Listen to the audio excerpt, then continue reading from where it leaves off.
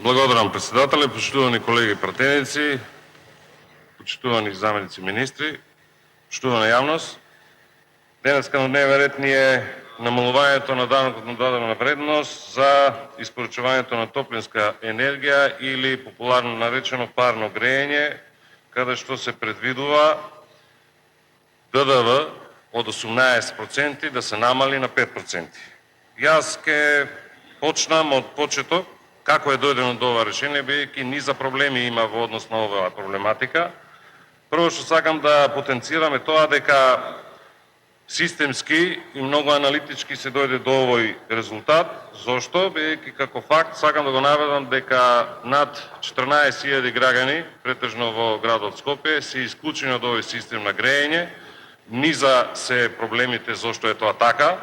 Многу добро знаете, тука сакам да упатам една честитка до невладината организација Нов Пасаран, кој што на некој начин се грижи за проблемите кои што ги имаат овие граѓани, кои што во меѓувреме имаат трошоци на нотари и извршители во изминат период во баснословни суми на пари, и затоа сакавме да дојдеме до едно решение кој што на некој начин ќе го прекинеме овој проблем кој што долги години наназад го имаат претежно овие граѓани.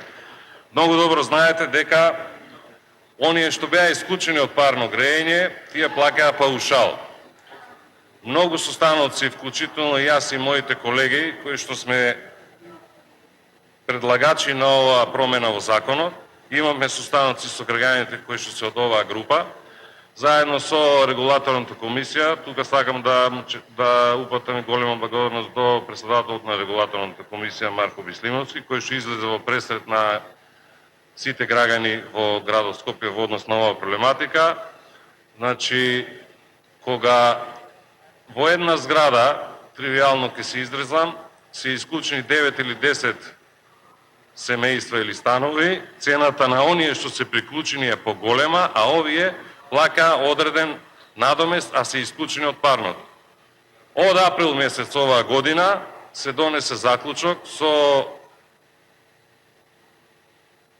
пак ќе спомнам, регулаторна комисија, дека оние граѓани кои се исклучени од парно грејење нема да плаќаат никаков надомест, а сметката нема да се зголеми на оние што се приклучени на парно грејење.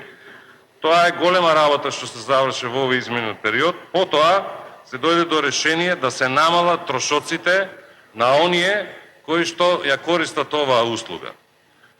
Ке се сложите, во голем начин ке се намали цената на испоручувањето, односно цената што ја плаќаат секој семејство. Секој може да се израчуна во однос на квадратурата која што ја грее. Намалувањето од 18 до 5%, јас во тој дел нема да зборувам понатаму. Меѓутоа, состаноци се одржаа и на 2 мај и на 3 мај, каде што и интерресорската комисија при животна средина во клуб на пратеници заедно со премиерот Зоран Заев, вице-премиерот Корчо Анџушев, заедно со представници на невладините организации се донесе ова решение кое што ќе повторам е ветување на владата и на ова парламентарно мнозинство.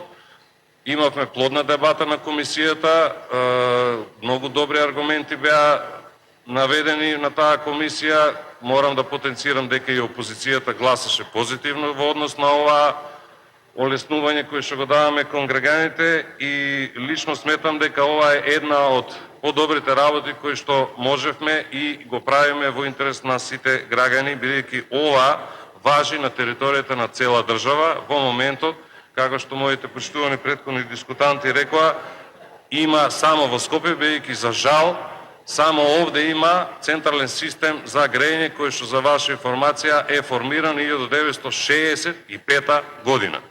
Што се правило од тогаш до сега, тоа треба сите ние да се запрашаме, нашите претходници. Меѓутоа, контекстот кој што треба да се процесуира во понатамошниот тек, ќе го збориме во друга насока.